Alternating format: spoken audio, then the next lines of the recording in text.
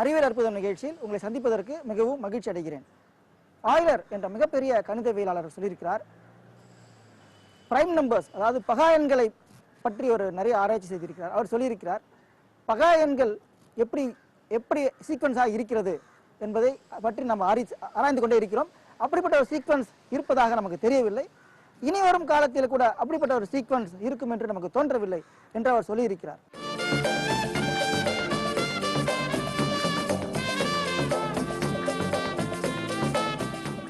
விண்வெளி விந்தையில் பார்த்தீர்கள் என்றால் நம்முடைய பிரபஞ்சத்தில் நம்ம சூரிய குடும்பத்தில் இருக்கிறோம். பூமி இருக்கிறது. பூமி சூரியனை சுற்றி வந்து கொண்டிருக்கிறது. சூரியன் அண்டத்தில் பால்வெளி மண்டலம் என்ற அண்டத்தில் ஒரு பகுதி. பால்வெளி மண்டலத்தில் லட்சம் கோடி நட்சத்திரங்கள் இருக்கின்றன. பிரபஞ்சத்தில் பால்வெளி மண்டலம் என்ற ஒரே ஒரு அண்டம் மட்டும் இல்லை. ஆண்ட்ரோமேடா கேலக்சி இருக்கிறது, ட்ரையாங்குலம் கேலக்சி இருக்கிறது, கோடானு கோடி கேலக்சிகள் இருக்கின்றன. இவையெல்லாம் ஒரே இடத்தில் இருக்கின்றதா அல்லது விலகி சென்று கொண்டிருக்கிறதா அல்லது ஒன்றுடன் ஒன்று மோதி கொண்டிருக்கிறதா என்று நமக்கு தெரியவில்லை. ஆனால் ஒன்றே ஒன்று மட்டும் தெரிகிறது, பிரபஞ்சத்தில் எதுவுமே நிலையானது கிடையவே கிடையாது. நாம் பார்க்கிறோம், சூரியன் நிலையாக இருப்பது போல் நமக்கு தோன்றுகிறது. ஆனால் சூரியனும் நிலையாக ஒரு இடத்தில் இல்லை. சூரியன் அண்டவெளியை பால்வெளி மண்டலத்தை வலம் வந்து கொண்டே இருக்கிறது. அதே போல் பால்வெளி மண்டலத்தில் இருக்கக்கூடிய லட்சம் கோடி நட்சத்திரங்களும் பால்வெளி மண்டலத்தை சுற்றி கொண்டு பிரபஞ்சத்தையும் சுற்றி வந்து கொண்டிருக்கின்றன. ஒவ்வொரு அண்டமும் அதே போல் பிரபஞ்சத்தை சுற்றி வந்து கொண்டிருக்கின்றது.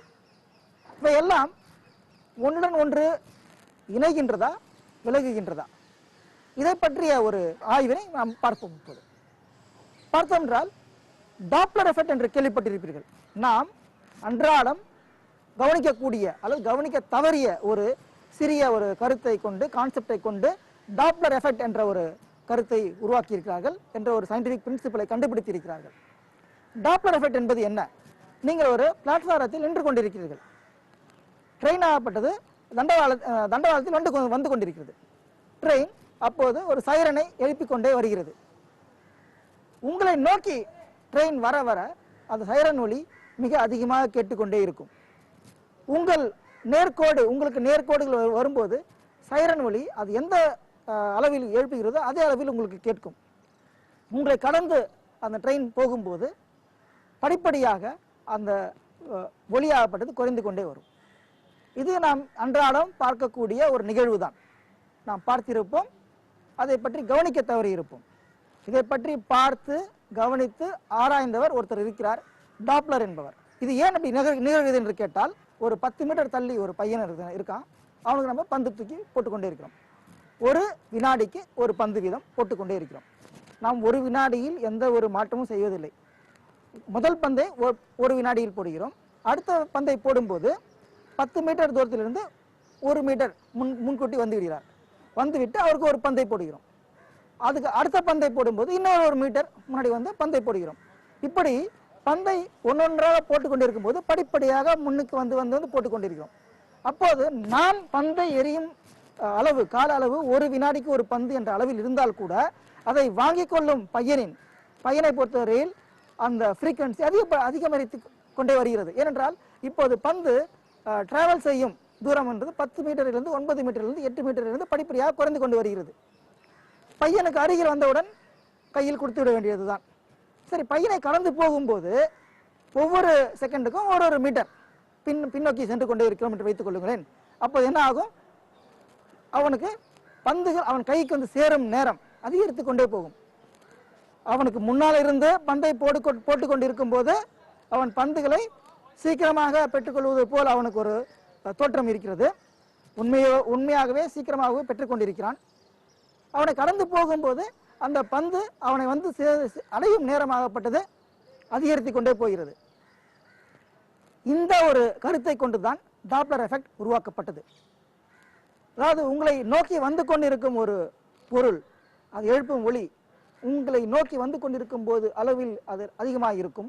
உங்களை கடந்து போகும்போது அந்த ஒளியின் அளவு குறைந்து கொண்டே வரும். இது ஒளி அல்லது சவுண்டுக்கு மட்டும் பொருத்தமான ஒரு விஷயம் கிடையாது. இது ஒளி லைட்டுக்கும் பொதுவான ஒரு விஷயம்தான். இந்த அடிப்படையை கொண்டுதான் விஞ்ஞானிகள் ஒரு நட்சத்திரம் நம்மை நோக்கி வந்து கொண்டிருக்கிறதா அல்லது நம்ம விட்டு விலகி கொண்டிருக்கிறதா என்று கண்டுபிடிக்கிறார்கள். நாம் பார்க்கிறோம் சூரிய ஒளி இருக்கிறது, அது ஒரு மின்காந்த அலை. இந்த மின்காந்த அலையிலே மிக குறுகிய மின்காந்த அலையிலிருந்து மிக அதிக மின்காந்த அலைகள் வரைக்கும் இருக்கிற அலைவரிசை அதிகமாக இருக்கிறது.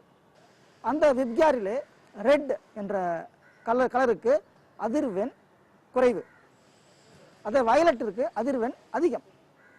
இப்பொழுது அண்டங்கள் ஒன்றை ஒன்று விட்டு ஒன்று விலகும் போது நாம் இந்த வருடம் ஒரு நட்சத்திரத்தின் ஒரு நிறமாலையை எடுத்துக்கொள்வோம், அடுத்த வருடம் ஒரு நட்சத்திரத்தின் நிறமாலையை எடுத்து கம்பேர் செய்து பார்க்கும்போது அந்த நிறமாலை ரெட்டை நோக்கி, ரெட் கலரை நோக்கி அது நகர்ந்திருந்தால், ரெட் ஷிஃப்ட் என்று சொல்கிறோம், அப்போது அந்த நட்சத்திரம் பூமியை விட்டு விலகி செல்கிறது என்று அர்த்தம். அதே நிறமாலை ப்ளூ கலரை நோக்கி நகர்ந்திருந்தால் அது ப்ளூ ஷிஃப்ட் என்று சொல்கிறோம், அப்போது அந்த நட்சத்திரம் நம் நோக்கி வந்து கொண்டிருக்கிறது என்ற அர்த்தம். அப்படி பார்க்கும்போது அண்டத்தில் நம்ம பிரபஞ்சத்தில் ஒரு அண்டத்தை விட்டு ஒரு அண்டம் விலகி சென்று கொண்டே இருக்கிறது. இது இப்படியே விலகி சென்று கொண்டே இருக்குமா, அல்லது ஒரு இடத்தில் நின்று விடுமா, அல்லது மறுபடியும் சுருங்குமா என்பது விடை தெரியாத கேள்வி.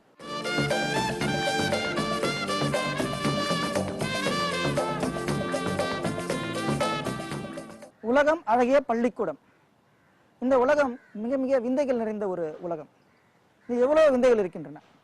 இப்போது நாம் நின்று கொண்டிருக்கிறோம், பூமியின் மேல் நின்று கொண்டிருக்கிறோம். நமக்கு மேலே 100 கிலோமீட்டர் அல்லது அதற்கு மேலும் காற்று என்பது இருக்கிறது, வளிமண்டலம் இருக்கிறது. அந்த வளிமண்டலம் நம் மீது ஒரு அழுத்தத்தை ஏற்படுத்துகிறது. நாம் அதை உணர்வதில்லை, ஆனால் நம் மீது அழுத்தத்தை ஏற்படுத்துகிறது. அதற்கு பெயர் 1 அட்மாஸ்பரிக் பிரஷர் என்று பெயர்.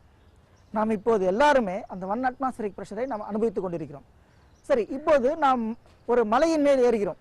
மலையின் மேல் ஏற ஏற உயர போக போக இந்த அட்மாஸ்பரிக் பிரஷர் குறைஞ்சி கொண்டே வரும். எவரெஸ்ட் உச்சியில் 1 அட்மாஸ்பரிக் பிரஷர் இருக்காது, அது கம்மியாக தான் இருக்கும். கிட்டத்தட்ட ஒரு 75% கம்மியாக இருக்கும். 75% தான் அட்மாஸ்பரிக் பிரஷர் அங்கே இருக்கும். இப்பொழுது நாம் கடல் மட்டத்தில் இருக்கிறோம். கடல் மட்டத்துக்கு கீழே சென்றால் அல்லது கடலுக்கு கீழே சென்றால் எப்படி இருக்கும்? அட்மாஸ்பரிக் பிரஷர் ஜாஸ்தி ஆகுமா, அதே ஒரே மாதிரி இருக்குமா? ஜாஸ்தி ஆகும், அதிகமாகும். ஒவ்வொரு 10 மீட்டர் ஆழம் நீங்கள் கடலுக்குள்ளே போக போக உங்கள் மேல் இருக்கக்கூடிய கடல் நீரின் எடை உங்களை அழுத்தும். அந்த கடல் நீருக்கு மேலே வளிமண்டலம் இருக்கிறது, அது எப்பவுமே கான்ஸ்டன்டாக 1 அட்மாஸ்பரிக் பிரஷரை நம்ம மேல் அழுத்தி கொண்டே இருக்கிறது. ஒவ்வொரு 10 மீட்டர் ஆழத்திற்கு நீங்கள் கடலுக்குள்ளே போக போக போக போக ஒரு அட்மாஸ்பரிக் பிரஷராக அதிகரித்து கொண்டே போகும். இப்பொழுது கடலுக்குள்ளே சில 100 மீட்டர் ஆழங்கள் நம்ம போக முடியாது. நம்மால் எவ்வளோ டைவர்ஸ் இருக்காங்க, டைவர்ஸ் கூட 100 மீட்டர் ஆழம் 150 மீட்டர் ஆழம் போக மாட்டாங்க. ஏன்னு கேட்டாக்கா அவ்வளோ ஆழத்திற்கு போகும்போது நம் உடம்பில் இருக்க அழுத்தத்தின் காரணமாக, நீரின் அழுத்தத்தின் காரணமாக உடம்பில் ரத்தத்திலே நைட்ரஜன் என்பது மிக அதிக அளவில் கலக்கிறது. அது கலக்கும்போது நமக்கு ஒரு டிஸ்ஓரியன்டேஷன் ஏற்படுகிறது. அதற்கு பேர் நைட்ரஜன் நெக்ரோசிஸ் என்று பெயர். அதே போல் கடலுக்கு கீழே ரொம்ப தூரம் போய்விட்ட ஒருத்தர் கூட கடலுக்கு மேலே மூச்சு தடுமாறுகிறது, நைட்ரஜன் நெக்ரோசிஸ் வந்துவிட்டது, அந்த மாதிரி ஒரு டிஸ்ஓரியன்டேஷன் வந்துவிட்டது என்பதற்காக உடனடியாக மேலே வரக்கூடாது. படிப்படியாக நிதானமாக தான் மேலே வர வேண்டும். இப்போது கடல் மட்டத்துக்கு கீழே என்ன இருக்கிறது? கடல் தரையில் என்ன இருக்கிறது? கடல் தரையும் பார்த்தீர்கள் என்றால் நம் பூமியில் பார்ப்பது போல் மேடு பள்ளங்கள் இருந்தது, மலை மூடுகள் நிறைந்ததுதான் கடல் தரையும் கூட. இப்போது டைட்டானிக் என்ற ஒரு கப்பல், பயணிகள் கப்பல் மூழ்கியது. 100 வருடங்களுக்கு முன் மூழ்கியது, எல்லாருக்கும் தெரியும். அது கிட்டத்தட்ட 50,000 டன் எடை கொண்ட இரும்பினால் ஆக்கப்பட்ட ஒரு கப்பல். அது அட்லாண்டிக் பெருங்கடலிலே ஒரு இடத்தில் மூழ்கிவிட்டது. விஞ்ஞானிகள் கண்டுபிடித்தார்கள், எங்கே இருக்கிறது கண்டுபிடித்தார்கள். 100 வருடத்திற்கு முன்னால் இது எப்படி இருந்ததோ அதே போல் இப்போது இல்லை. அதில் பார்த்தீர்கள் என்றால் பல துரு பிடித்திருக்கிறது. அந்த துருவை கொண்டு ஆராய்ச்சி செய்தார்கள். அந்த ஆழத்திலே உயிரினங்கள் இருக்குமா என்ற ஒரு கேள்வி விஞ்ஞானிகளுக்கு இருந்தது. அதனால் அந்த இடத்தில் போய் ஆராயும் போது அந்த துருவை கொஞ்சம் எடுத்துக்கொண்டு வந்து ஆராய்ந்தார்கள். அந்த துருவிலே 27 விதமான பாக்டீரியாக்கள் இருந்தன. அதில் ஒரு பாக்டீரியாவின் பெயர் ஹாலோமோனஸ் டைட்டானிசே என்ற ஒரு வகை பாக்டீரியாக்கள் அங்கே வாழ்கின்றன. இந்த மாதிரி 27 பாக்டீரியாக்கள் இருக்கின்றன. அந்த டைட்டானிக் போர்க்கப்பலிலே இப்போது நண்டுகள் உயிர் வாழ்கின்றன, ஒரு சில வகை மீன்கள் உயிர் வாழ்கின்றன. அவ்வளவு ஆழத்திலே 2 மைல் ஆழத்திலே நாம் மனிதன் போய் இருந்தால் என்ன ஆகும் என்று கேட்டால் மனிதன் இறந்து விடுவான். இது உலகத்திலேயே இதுவரை கண்டறியப்பட்ட மிக ஆழமான பகுதி மரியானா ட்ரெஞ்ச் என சொல்லக்கூடிய ஒரு பகுதி. அது கடல் மட்டத்திலிருந்து 7 மைல் ஆழத்திற்கு இருக்கிறது. அதாவது எவரெஸ்ட் மலையை அது வைத்தீர்கள் என்றால் அதற்கு எவரெஸ்ட் சிகரத்திற்கு மேலே 1 மைல் தூரத்திற்கு தண்ணீர் இருக்கும். அவ்வளவு ஆழத்திற்கு அங்கே பள்ளம் இருக்கிறது. அந்த ஆழங்களிலே கூட உயிரினங்கள் வாழ்கின்றன. எப்படி வாழ்கின்றன? அது பெரிய பெரிய ஆச்சரியமான விஷயமாக இருக்கிறது. அந்த சூழ்நிலைக்கு ஏற்ப அவை தகவமைத்துக் கொள்கின்றன. ஆனால் கடல் மட்டத்துக்கு கீழே போனீர்கள் என்றால் போட்டோசிந்தசிஸ் என சொல்லக்கூடிய பச்சையம் கிடையாது. அங்கே சூரிய ஒளி இருந்தால்தான் பச்சையம் நிகழும். பச்சையத்தினால் தான் நமக்கு குளுக்கோஸ் மற்றும் எரிபொருள் நமக்கு உடம்புக்கு கிடைக்கிறது, உணவு கிடைக்கிறது. ஆனால் கடல் மட்டத்துக்கு கீழே போகும்போது அங்கே எந்த ஒரு ஒளியும் கிடையாது. அப்போது உயிரினங்கள் எப்படி வாழ்கின்றன என்று கேட்டால், கடல் மட்டத்துக்கு கீழே போனீர்கள் என்றால் வால்கேனோ எரிமலை வந்து கொண்டே இருக்கிறது. எரிமலையிலிருந்து ஒரு பகுதி வந்து கொண்டே சீறிக்கொண்டே இருக்கிறது. வெந்நீர் ஊற்றுக்கள், அந்த வெந்நீர் ஊற்றுக்கள் கடற்கரை எங்கும் பரவி இருக்கிறது. அந்த வெந்நீர் ஊற்றுக்களிலே நிறைய ஹைட்ரஜன் சல்ஃபைடு வெளிவருகிறது. ஒரு 300-305 டிகிரி சென்டிகிரேட் அளவுக்கு அங்கே வெப்பம் இருக்கிறது. ஹை டெம்பரேச்சரிலும் அந்த ப்ரெஷரிலும் ஹைட்ரஜன் சல்ஃபைடு என்பது அதை போட்டோசிந்தசிஸ் கிடையாது, கீமோசிந்தசிஸ் மூலமாக ஹைட்ரஜன் சல்ஃபைடிலிருந்து சக்தியை எனர்ஜியை பெற்றுக்கொள்ளும் உயிரினங்கள் இருக்கின்றன, பாக்டீரியாக்கள் இருக்கின்றன. அவை உண்டு வாழும் உயிரினங்களும் அங்கே இருக்கின்றன. பொதிகையின் திரை ரசனை இது தேர்ந்தெடுக்கப்பட்ட திரைக்காட்சிகளின் தொகுப்பு. ஞாயிறு தோறும் இரவு 7 மணிக்கு.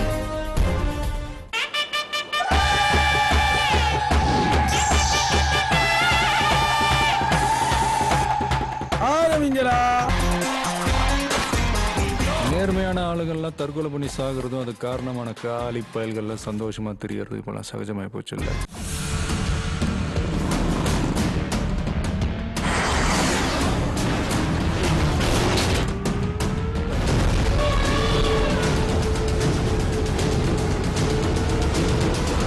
நீ எதையாவது மாத்தணும் நினைச்சா மாத்த முடிஞ்ச உயரத்துக்கு நீ போகணும். அற்புதமான நகைச்சுவை காட்சிகள், அரங்கை அதிர வைக்கும் சண்டை காட்சிகள், இசை, ஒளிப்பதிவு, படத்தொகுப்பிற்கு பெயர் பெற்ற திரைக்காட்சிகள் என அத்தனையும் இடம்பெறும் நிகழ்ச்சி. இது பொதிகையின் திரை ரசனை.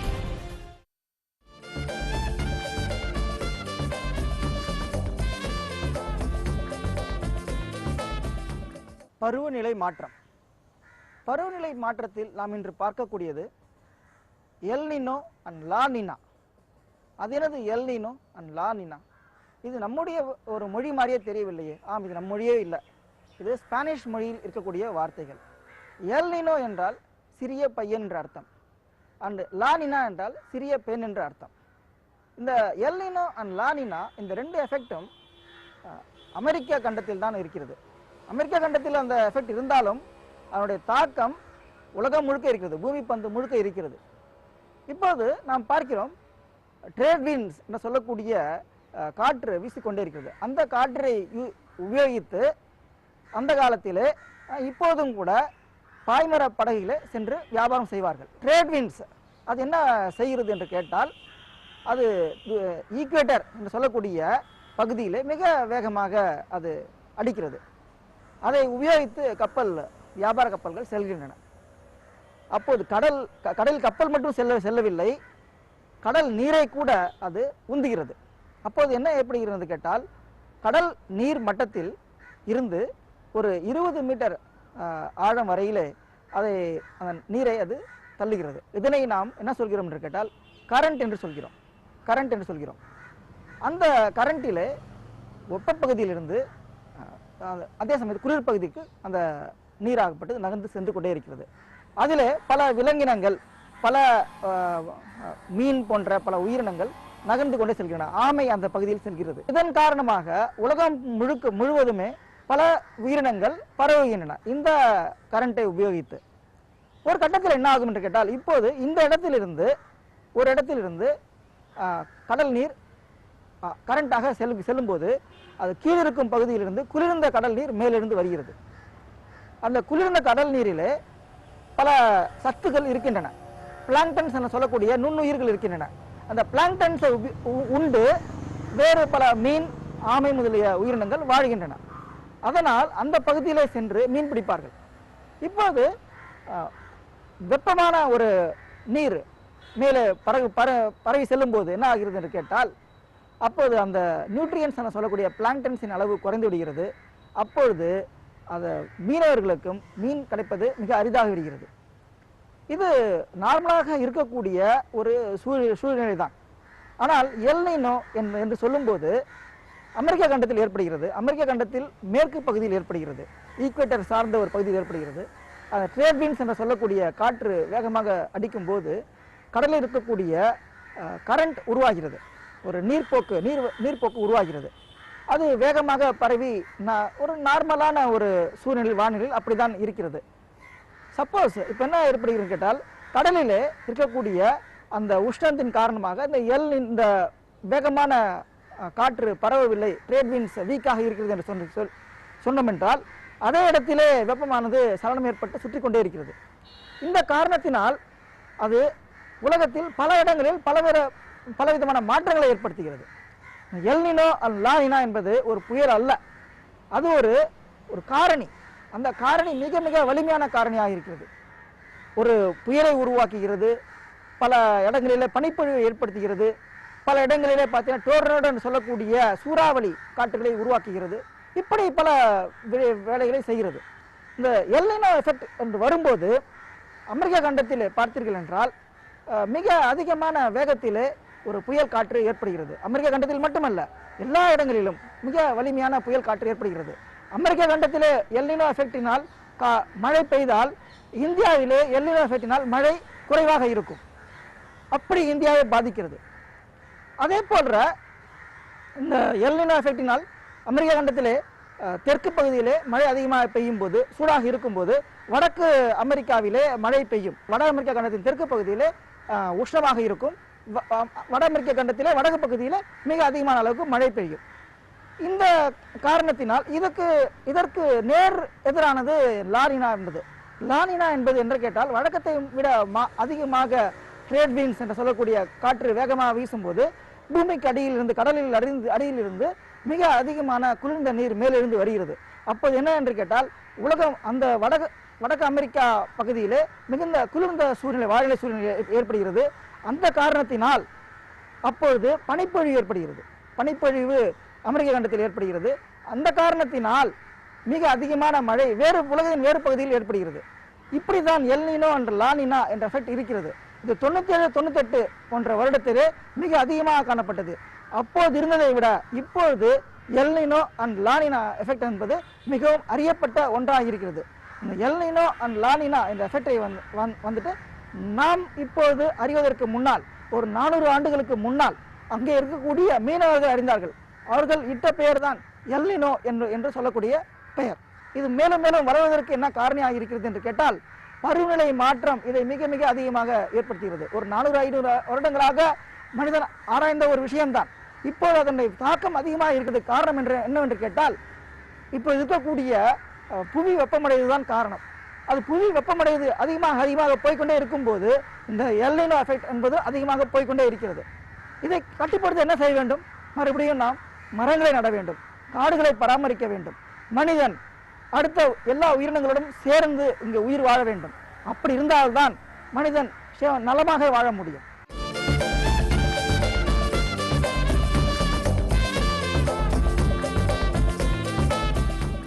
ஏன், இதற்கு எப்படி? இப்போது நாம் சூரிய கிரகணம் பார்த்திருக்கிறோம். முழு சூரிய கிரகணம் இல்லை, ஒரு பார்ஷியல் சோலார் எக்லிப்ஸ் என்று சொல்லக்கூடிய ஒரு பாதி தான், சூரியனுடைய பாதி அல்லது முக்கால் பகுதி மறைக்கக்கூடிய ஒரு சோலார் எக்லிப்ஸ் தான் ஆனுவல் சோலார் எக்லிப்ஸ் என்று சொல்லுவோம். அதை பார்க்கிறோம் என்று வைத்துக் கொள்ளுங்களேன். அப்படிப்பட்ட ஒரு சூரிய கிரகணம் வரும்போது முழு சூரிய கிரகணத்திலே வெளிச்சமே வராது, ஃபுல்லாக இருட்டாக தான் இருக்கும். ஆனால் பார்ஷியல் சோலார் எக்லிப்ஸில் வெளிச்சம் கொஞ்சம் வரும், முக்கால்வாசி மறைந்திருந்தாலும் கொஞ்சம் வெளிச்சம் வரும். இப்பொழுது பூமியிலே தரையிலே படக்கூடிய நிழல் எப்படி இருக்கும்? மரத்தின் மூலமாக, மரத்தின் ஊடாக சூரிய ஒளி பூமியில் வந்து விழுகிறது. இப்பொழுது அந்த நிழல் எப்படி இருக்கும்? அதை பற்றி காணொளியை பார்ப்போமா? நிழலை பாருங்கள், ஆச்சரியப்படுவீர்கள். அந்த நிழலிலும் பார்த்தீர்கள் என்றால் ஒவ்வொரு ஒவ்வொரு துளையின் மூலமாக வரக்கூடிய ஒளியும் பார்த்தீர்கள் என்றால் ஒரு கிரகணம் போலவே இருக்கும். இது பின்ஹோல் கேமரா என்ற வகை அந்த பிரின்சிபலை சார்ந்தது. இது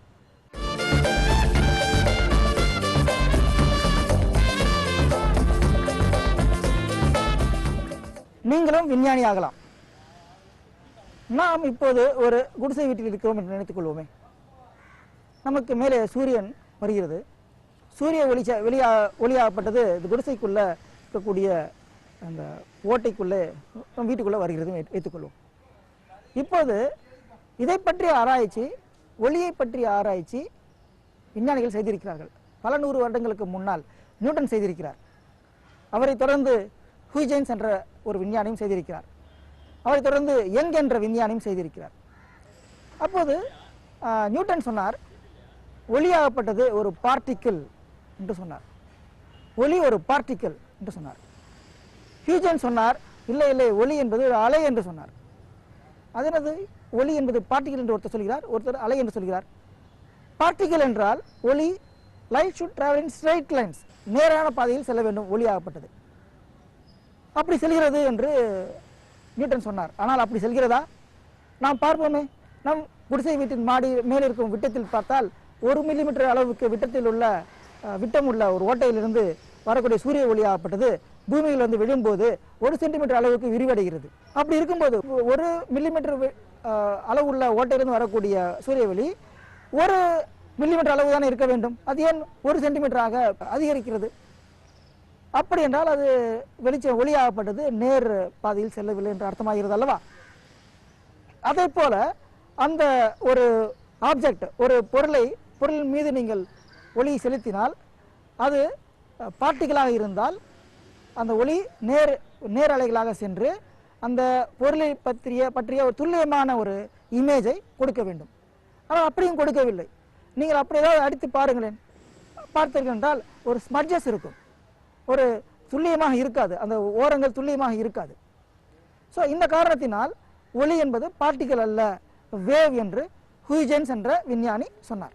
ஸோ இது நடந்து ஒரு பல வருடங்கள் ஆன பிறகு யங் என்ற விஞ்ஞானி ஒரு ஒரு எக்ஸ்பெரிமெண்ட்டை உருவாக்கினார். என்னன்னு கேட்டிங்கன்னா, it is called the famous double slit experiment என்று பெயர். அவர் ஒரு ஒளியின் சோர்ஸை எடுத்துக்கொண்டார், ஒளியை எடுத்துக்கொண்டார், ஒரு கார்ட்போர்டை எடுத்துக்கொண்டார், பின்னாடி ஒரு ஸ்கிரீனை எடுத்துக்கொண்டார். இப்போது இந்த கார்ட்போர்டிலே ஒரே ஒரு துளையை இட்டார். அப்போ ஸ்கிரீனில் என்ன வரணும்? ஒரே ஒரு பிம்பம் தான் வரணும். அப்படி தான் வந்துச்சு. இப்போது 2வது துளையை இட்டார். இப்போது ஒரு துளையில் இட்டு பார்க்கும்போது ஒரு துளைக்கு ஒரு பிம்பம் தான் கிடைத்தது. இது லைட் இஸ் அ பார்ட்டிக்கிள் அப்படின்றதுக்கு இது ஒரு உதாரணமாக எடுத்துக்கொள்ளலாம். இப்போது அந்த துளைக்கு பக்கத்திலேயே இன்னொரு துளையும் இட்டார், டபுள் ஸ்லிட். இப்போது பார்த்தால், இப்போது ஒளி பார்ட்டிக்கலாக இருந்தால் அங்கே 2 பிம்பங்கள் தான் இருக்க வேண்டும். ஆனால் அங்கே உருவானதோ பல பிம்பங்கள். இன்டர்ஃபரன்ஸ் ஸ்பெக்ட்ரம் என்று சொல்வார்கள், டிஃப்ராக்ஷன் ஸ்பெக்ட்ரம் என்றும் சொல்வார்கள். அப்படிப்பட்ட பல பிம்பங்கள் சேர்ந்தது கிடைத்தது நமக்கு.